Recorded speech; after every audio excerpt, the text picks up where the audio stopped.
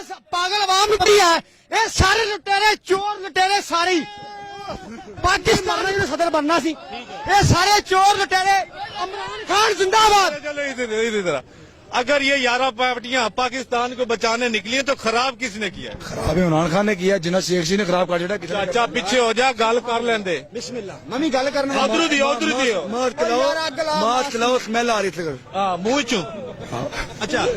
इमरान खान को तो अभी 2 साल हुए हैं पहले कौन करता था? पहले शेख रशीद रहा सारे जिंदगी शेख रशीद रहा इमरान खान थोड़ा झूठ बोलिया पहले नवाज शरीफ रहा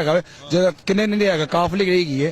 10 में काफ लीग रही है नवाज शरीफ रहा जरदारी रही है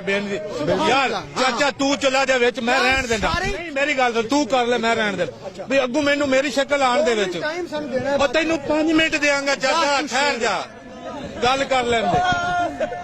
भाईजान इमरान खान को भी 2 साल हुए हैं पिछले 35-40 साल से ये 11 पार्टियां हुकूमत कर रही थी मुल्क फिर किसने खराब किया? इमरान खान 2 साल में तो सारा नहीं किया सारी महंगाई 2 साल में तो नहीं हुई। बेनजी भुट्टो की गवर्नमेंट किसने कराई? बेनजी भुट्टो की गवर्नमेंट किसने कराई? नवाज शरीफ ने चुप कर यार जरदारी ने ओदी अपनी बुढ़ी परवाह के जरदारी अपनी बुढ़ी परवाही है हाँ ना यार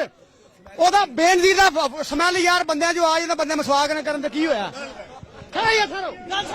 यार सब तो बेनजीर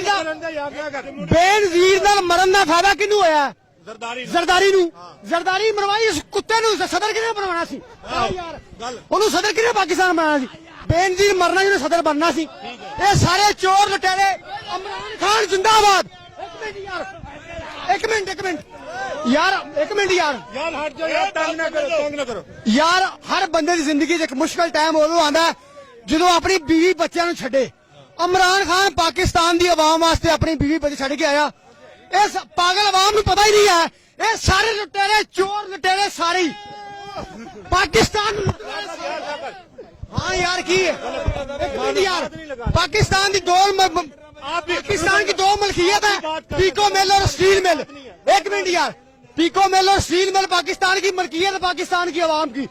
वो मिला स्टैंडिंग है जो पाकिस्तान की आवाम की मिला ने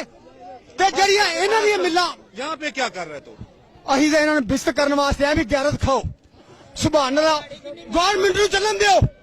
यार ना कर क्या हो गया यार बात तो सुन इमरान खान मेरे वास्ते तो सुन ले उसने जो महंगाई असी पाकिस्तान की भैन की फुटियां बढ़ जाएंगे सुभान अल्लाह गालियां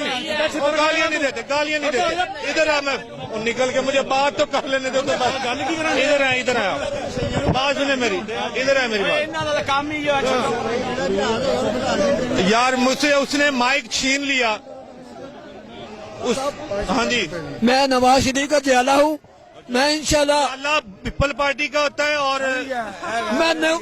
नून लीग का नून लीग के जियाले हैं पीपल पार्टी के मैं नून लीग का हूँ जियाला मैं नवाज शरीफ का जियाला हूँ ये इमरान खान शरीफ के बंदे को क्या पटवारी कहते हैं? ये मैं